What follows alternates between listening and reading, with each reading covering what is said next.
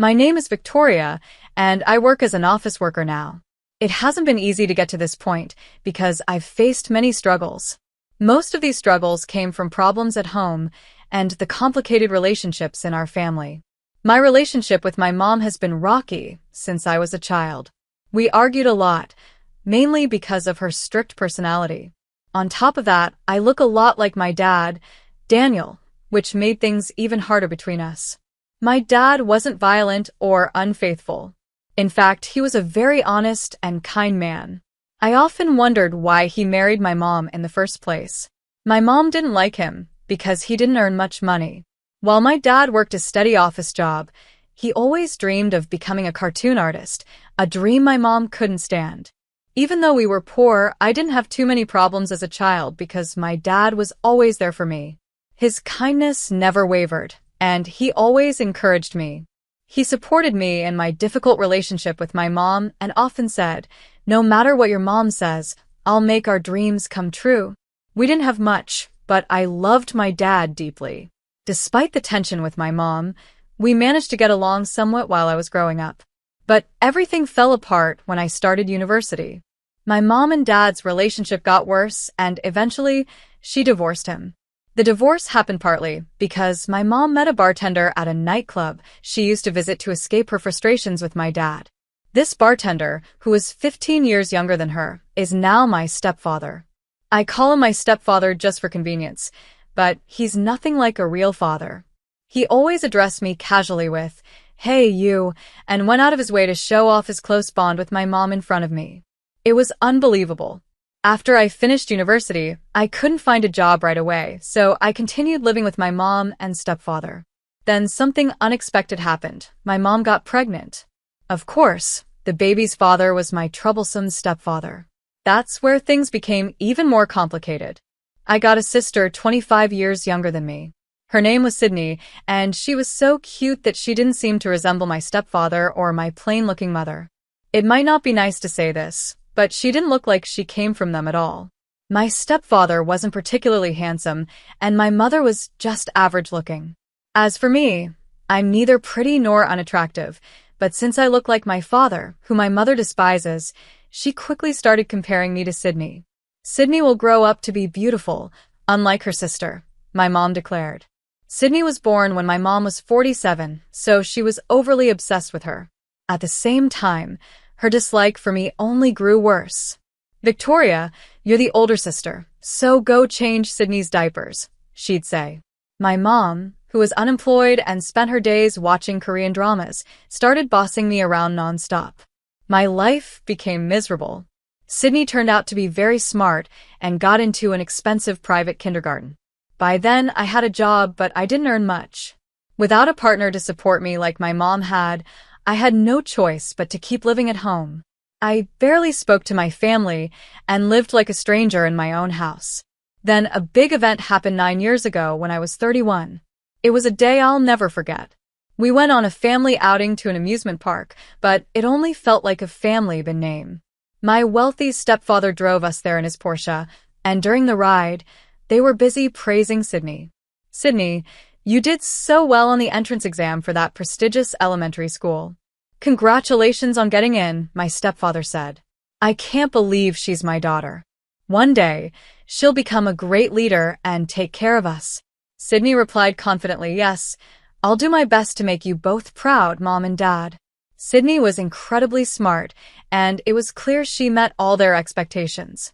Her cleverness was surprising, especially considering who her parents were. "I can't wait to see what you achieve, Sydney. Unlike your sister," my stepfather added. "I won't be like Victoria," Sydney said with a smirk. The car was filled with laughter from my mom and stepfather. I just sat there, frozen. Sydney's sharp words reminded me so much of my mother. At the amusement park, the day didn't get any better. We went to ride the roller coaster, but my mom, stepfather, and Sydney went first and left me to ride alone. As I nervously waited, they teased me. "It's not like you're going to fall," my stepfather said. "But life has already brought you down, hasn't it? How pathetic to have a sister like you," Sydney added. Later, at the haunted house, they did the same thing. They all went ahead, leaving me behind to walk through it alone. When I finally came out, trembling, they were waiting for me at the exit, laughing like it was the funniest thing in the world. While I was scared in the haunted house, Sydney mocked me again. "There's no such thing as ghosts, but honestly, you look like one," she sneered. "It's so embarrassing to have a sister like you." Their constant teasing was enough to make me want to cut ties with them, but the final straw came during the car ride home. "I need to use the restroom," I said nervously. "It's only 40 more minutes to get home." "Just hold it," my stepfather replied. "Why don't you just stop and let her go in the bushes?" my mom suggested, laughing. "Ew, I'm so embarrassed to have a sister who does things like that," Sydney chimed in. At that point, my frustration boiled over. Suddenly, my stepfather slammed on the brakes. "What's wrong?" my mom asked. "Sorry, I thought I saw an animal and didn't want to hit it," he said, glancing at the stuffed toy he had mistaken for something alive. But the sudden stop caused me to lose control for a moment, and a bit leaked out. The smell filled the car. "What are you doing at your age?" my stepfather snapped. "You've dirted my Porsche." "Gross." Sydney joined in. Victoria peed herself. How embarrassing. I felt humiliated but stayed silent, ready to admit my mistake. Then my stepfather said something that broke me completely. "Sydney is my only daughter. I've never really seen you as a stepdaughter, let alone a sister to Sydney. Honestly, you're more like her aunt or something," he said coldly. "This smell is unbearable. Everything about you is unbearable." My mom added, "I don't want to see that face of yours anymore. You remind me too much of your father." Sydney laughed. "Good. From now on, I'm an only child. That makes me happy." I couldn't take it anymore. "Is this what you all really think? Fine. I'll leave," I yelled. And that was it. My patience was gone. I packed up my things and left the luxurious apartment where I had been living. I moved into a small, shabby apartment. It wasn't much, but at least I was free from that toxic family. The new apartment was old and falling apart. Looking back, I should have saved more money before leaving so I could have moved somewhere better. My days there were lonely and gloomy, but I had no choice. One day, out of the blue, I received a letter from someone I hadn't heard from in years, my dad. In the letter, he apologized for losing contact and said that although life was tough, he was doing okay. "Dad," I whispered as I read his words. "It wasn't just me struggling, was it? You were the only decent one in the whole family.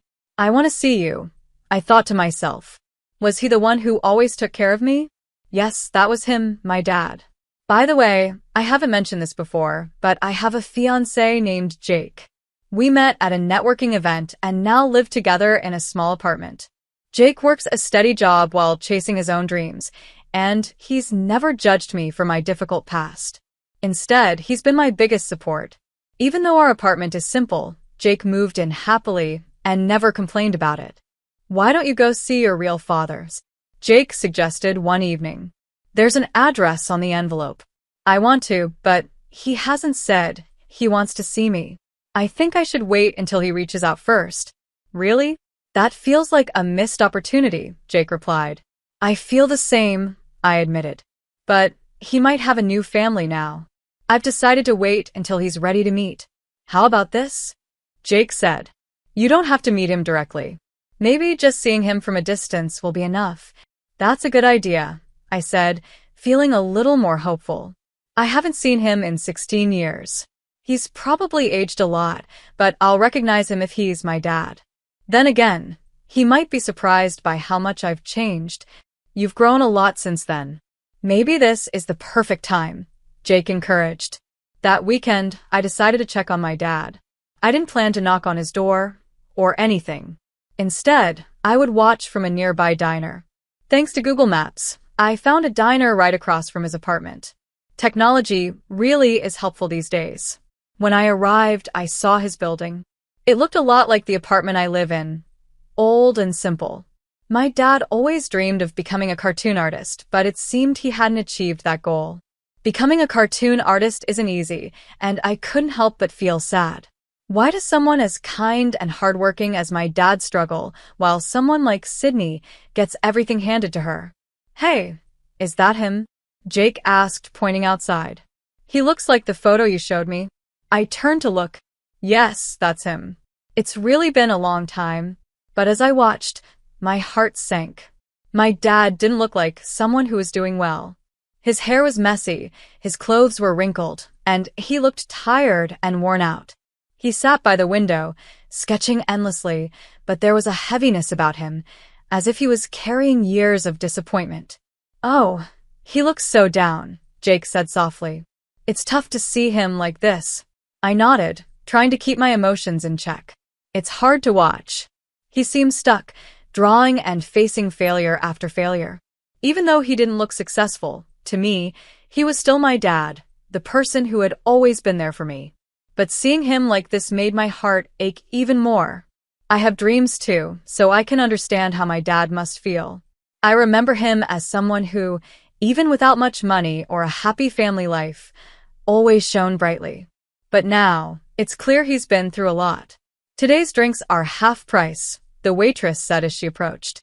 "Oh, sorry," I mumbled, snapping out of my thoughts. Seeing my dad like that had left me too shaken. I decided to leave the diner without ordering anything. If I had known it would feel this way, I wouldn't have come to check on him.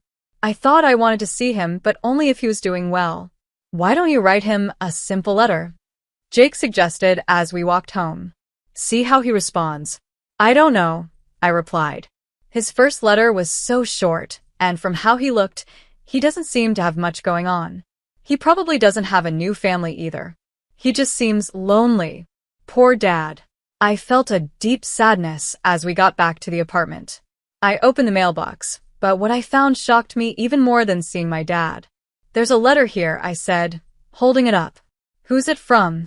Jake asked. "It's from Mom." "What?" Jake's eyes widened. "From the mom who made your life miserable? Isn't this the first time she's reached out since you moved out?" "Yes," I said, still staring at the envelope. "It's been 9 years since I left. Why would she want to contact me now?" "What does it say?" Jake asked. I opened the letter, and its contents left me speechless. "She wants to visit me," I said finally. "What?" Jake looked just as confused as I felt. "Why now?" "Why would she want to come to your house?" "I have no idea," I said. "It doesn't make sense. Maybe she regrets how she treated me." Jake shrugged. "It's possible. Maybe she feels bad about what she did." "I don't think so," I said firmly. "Remember the car incident and how she threw me out? Someone like her doesn't change easily." "Still, there must be a reason," Jake said thoughtfully. "What if she's sick or doesn't have much time left?" I paused at the thought. "If that's true, it's sad," I admitted. "Even after everything, if she's sick, maybe I should sympathize with her. But how did she even find my address?" Jake frowned. "You didn't give it to her, right? Or to your stepfather or Sydney?" "Of course not," I said. "But somehow, she knows where I live. It's unsettling. Could she have hired someone to find me?" "Maybe it's simpler than that," Jake said. "She might have used a family registry. Parents can get that kind of information." "That's true," I said, feeling uneasy. "She could definitely do something like that." "So, is it true that she wants to come here?" Jake asked. "Yes," I said. "She says she wants to visit next week." "That's pretty soon," Jake said. "It sounds urgent." "She's always been unpredictable, but there must be a specific reason this time." "Maybe she's sick," I said quietly. "Or maybe something serious has happened." Even though she's my mom, it's hard to believe she's suddenly changed. I didn't want to meet my mom, but it was hard to say no, so I reluctantly agreed. "All right, I'll meet her," I told Jake. "But I'm not excited about it. Will you stay with me? I need to introduce you." "Of course," Jake said. "I've been waiting for the chance to meet her, whenever you're ready." Finally, the day came, the first time I would see my mom in 9 years. The night before, I was so nervous I couldn't sleep. I kept imagining how it would go. "She's definitely going to show up in flashy clothes like she used to," I told Jake. "And then she'll say something like, 'Oh, so this is the simple little place you're living in?'" "That doesn't sound like something a mom would say," Jake replied. "You've never met her," I said. That's exactly her personality. Honestly, I just wanted the visit to be over quickly. Deep down, I didn't want her to come at all. It was such a complicated feeling. And then the doorbell rang. My heart raced as I walked to the door. I hesitated for a moment before looking through the peephole. What I saw shocked me. "Mom?" I whispered. "Open the door," Jake said gently. She came all this way. But the woman standing outside wasn't the flamboyant, confident mom I remembered. She was thin, almost frail, and dressed in plain, simple clothes. She looked nothing like her old self. What happened to her? I wondered aloud. Could she be seriously ill? When I opened the door, she looked at me with teary eyes. "Victoria, it's been so long.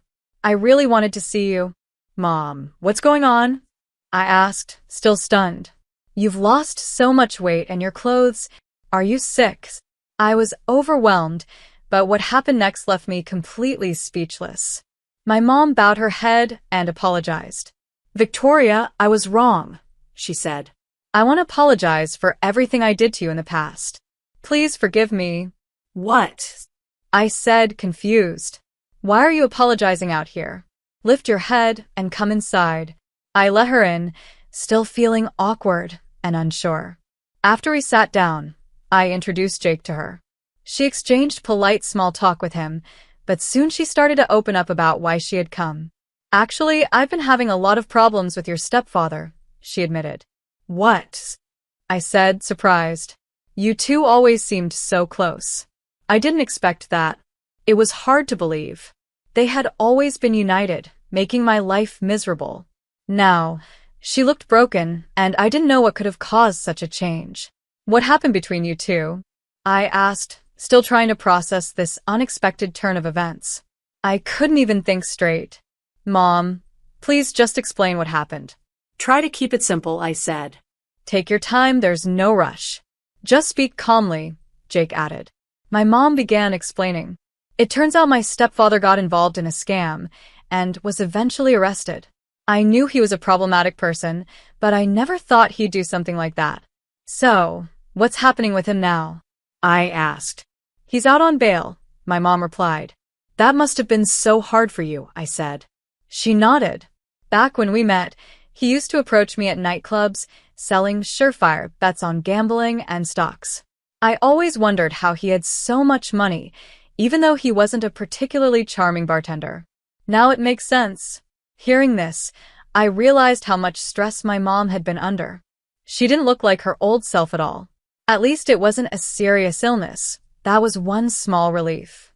"I can't believe this," I said. "I thought he was strange, but not to this level. I really underestimated how bad it was." She sighed. "By trusting someone like him, I caused you so much pain." "Well, that's all in the past now," I said, though it felt strange to comfort her after everything. I was already overwhelmed by what she told me, but there was more to come. "How's Sydney doing?" I asked. "She's the daughter of a man who was arrested for fraud, right? She went to a prestigious school. Has this affected hers?" "Yes," my mom said. "Because of her father's arrest, she had to drop out. She's now studying at a public school with ordinary kids." "Ordinary kids," I repeated. Despite all the trouble Sydney caused me, I couldn't help but feel a little sorry for her. She had worked so hard to get into that school, only to lose it all because of her father's crimes. "There's something else I need to tell you about Sydney," my mom said hesitantly. I felt uneasy. "What is it?" "She's not actually the real daughter of the man who was arrested," my mom admitted. "What?" I said, shocked. "What does that mean?"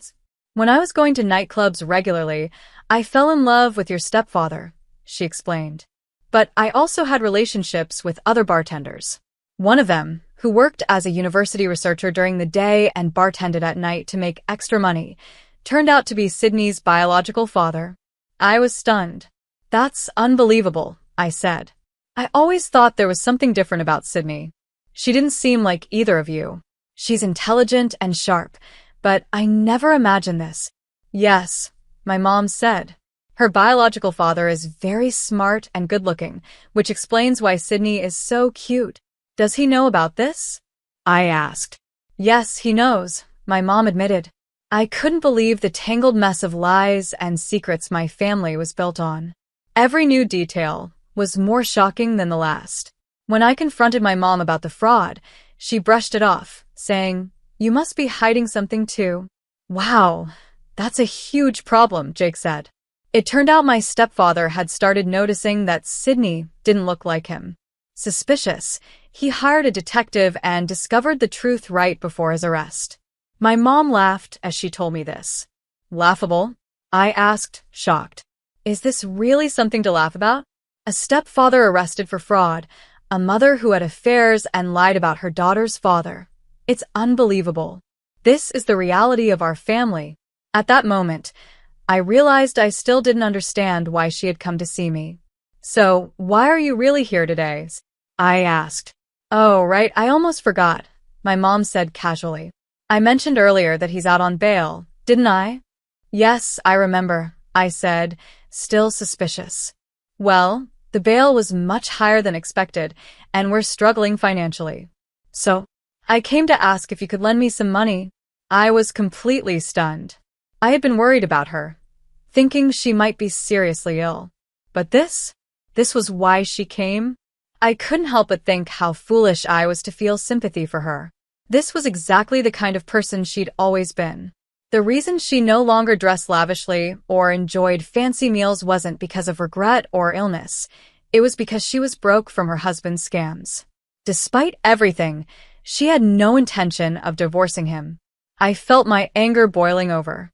"Wait a second," I said sharply. "After making my life miserable and kicking me out of the house, now you come asking me for money?" How can you even say that? "But I apologized, didn't I?" she replied, as if that solved everything. "We're family, Victoria. And families should help each other in tough times." "Family?" I snapped. "When have you ever acted like a mother to me?" "Calm down," she said, ignoring my frustration. "By the way, how much do you earn? Let me see your bank book." That was the last straw. My anger exploded. The same woman who had thrown me out years ago was now shamelessly asking for my financial help. This time, I was the one throwing her out. Despite Jake trying to mediate, I pushed her out the door with her belongings. I was so angry, I barely remember what happened after that. A week later, still reeling from that nightmarish encounter, I checked the mailbox and found another letter from my father. Feeling uneasy, I opened it with Jake beside me. "What does it say?" Jake asked. "Is your dad planning to show up too, like your mom?" "No, it's not that," I said, my eyes widening as I read. Incredibly, the letter revealed that my dad had finally achieved his dream of becoming a cartoon artist. He had made his debut, and his work had been a success. Not only that, but his cartoon was being adapted into both a TV series and a live-action movie. "Dad, congratulations," I whispered, overwhelmed with pride and happiness. I couldn't believe such wonderful things were happening. It felt unreal. After so many years of hard work, my dad's efforts had finally paid off, and the results were amazing. I wanted to tell him directly how proud and happy I was, so I immediately wrote back to his letter, expressing my excitement and asking if we could meet. Not long after, I received his reply. He agreed to meet and wrote, "Let's meet next week. I'm really looking forward to seeing you. I have so much to share. It would be our first reunion in 16 years. Would it be okay if I came along?" Jake asked. "Of course," I said. "He'll be so happy to meet you." When the day finally came, we went to my dad's apartment. As I reached out to ring the doorbell, I heard the voices of children and a woman from inside. I paused, feeling a little confused. When the door opened, there he was, my dad. "Victoria, it's been such a long time. You've grown into a fine young woman. And this must be your fiancé, Jake. You've chosen well," he said warmly. "It's been so long, Dad," I said, smiling. "But what are those voices I heard inside?"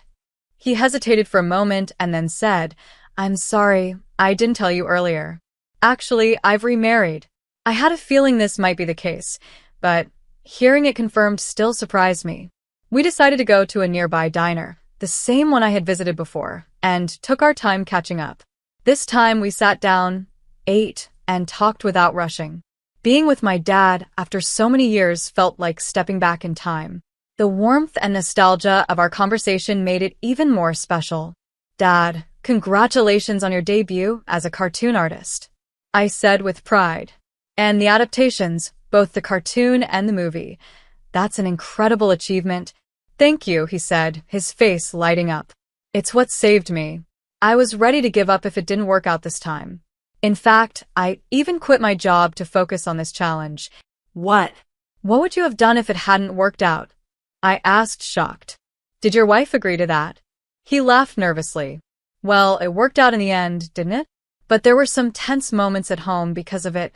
He explained that the reason he hadn't reached out earlier was because he wasn't sure how things would turn out with his career as a cartoon artist. He wanted to wait until he felt more stable and confident in his success. "When I saw you watching me that day," he said, "I was at a low point. My wife had temporarily left with the kids because of the financial stress. I felt broken." But you made it through, I said. "Yes," he said, smiling. "Once my debut was confirmed and I started earning good royalties, I decided to move to a better apartment. My wife and children forgave me and came back home. After everything you've faced, you've finally succeeded," I said, feeling both happy and proud. "Now I can finally give my family the good life they deserve," he said with a contented smile. Hearing this made me realize how far he had come, overcoming so many challenges to achieve his dream. It was inspiring and gave me hope for the future. "I wasn't the best father before," my dad said, looking regretful, "but maybe this success can make up for some of my past mistakes." "It's not about being perfect, Dad," I replied. "I've always loved you. The struggles you faced were mostly because of Mom." Hearing that, I decided to tell him about my mom's shocking past. Even though he had once understood her better than anyone, he was stunned by what I revealed. He looked at me in disbelief, struggling to process it all. "Well," he said after a pause, "I guess I wasn't completely wrong about her." "What do you mean?" I asked. "I always wondered why I married your mother," he admitted. "But I think I know now. When I first met her, I saw the flaws in her personality, and I thought I could use those traits as material for my cartoon stories." Hearing him say that, I couldn't help but admire his honesty and passion for his art. "Dad, you've come such a long way," I said. Then, turning to Jake, my dad said, "Jake, I know I'm not a perfect father-in-law, but I hope you'll continue to support us." Jake smiled warmly. "Don't worry about that." "Thank you, and congratulations on achieving your dream. I'm so happy for you and hope you find even more success in the future." Things seemed to be going well, and I thought I could finally leave the past behind. But when I got back to my apartment, I was met with a shocking sight. My mother, the same woman I had thrown out before, was standing outside, with her troublesome husband and a girl who looked like she was in middle school. I stared at her, stunned. "Is that Sydney, all grown up?" I asked in disbelief. "Why are you acting like this, Victoria?" my mom snapped. "That attitude toward your mother is unacceptable. You're just as unpleasant as ever." "Unbelievable," I muttered. "What are you even doing here?" Her husband chimed in. "Quiet down, everyone. This is a public space. Let's go inside." Once they were inside, I tried to stay calm, but it wasn't easy. "Why are you here?" I asked firmly. There was a moment of silence before my mom said, "There's been some trouble. There are rumors about fraud involving me and my husband. But it's just gossip. Nothing has been confirmed." Her husband quickly added, "It's all just a misunderstanding. Some small mistake at the nightclub blew up into something bigger." "So, are you being questioned by prosecutors now?" I asked sharply. "Well, yes," my mom admitted. "But it's nothing serious. I'm sure it'll blow over." I shook my head, exhausted by the endless chaos she brought into my life. "Please, enough already. I hope this doesn't interfere with my wedding. And just so we're clear, you're not invited." Her husband frowned. "What kind of daughter talks to her mother like that? You're her biological child. It's only natural for you to help out a little. We need money to hire a lawyer." "That's right," my mom said, jumping in. "You're my daughter, and that means you have a responsibility to help me. And you're my real sister, Sydney added smugly, as if that would make a difference. I couldn't believe what I was hearing. Their true motive was painfully clear. They only cared about getting money from me. I don't care about their futures anymore. Maybe it's harsh to say, but don't you think you're asking too much from me? I said firmly. What? Who cares what an outsider like you thinks? My mom's husband snapped at Jake. You're just a regular employee. What makes you think you have any right to talk? People like you are so annoying. Hearing this, I was furious. But before I could respond, the situation took an unexpected turn. Excuse me for speaking up, Jake said calmly, but like Victoria's father, I have big ambitions. Even though I'm almost 41, my dream is to pass the bar exam and become a prosecutor. My stepfather scoffed. That's a noble dream, but I doubt someone like you can make it happen. I couldn't take it anymore. Just as I was about to throw the glass of water I was holding at them, Jake gently grabbed my hand and stopped me. I aspire to be a prosecutor because my father works as one in the prosecutor's office, Jake added confidently. The room went silent. Their smug attitudes instantly shifted. Wait, is that true? My mom asked, clearly surprised. Please, Jake, could you ask your father to help us? My husband isn't a bad person, and I'm not involved in any fraud. Even Sydney chimed in. You're my brother-in-law, right? Please listen to what we're asking for. I had heard enough.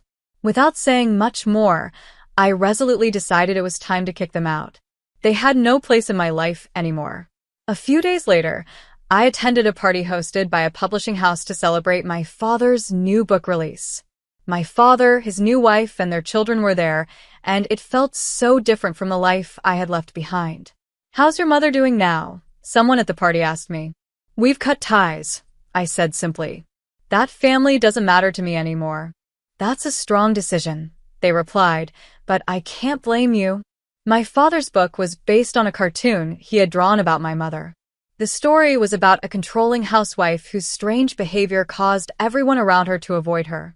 The unique theme had caught the attention of a publisher and led to his success.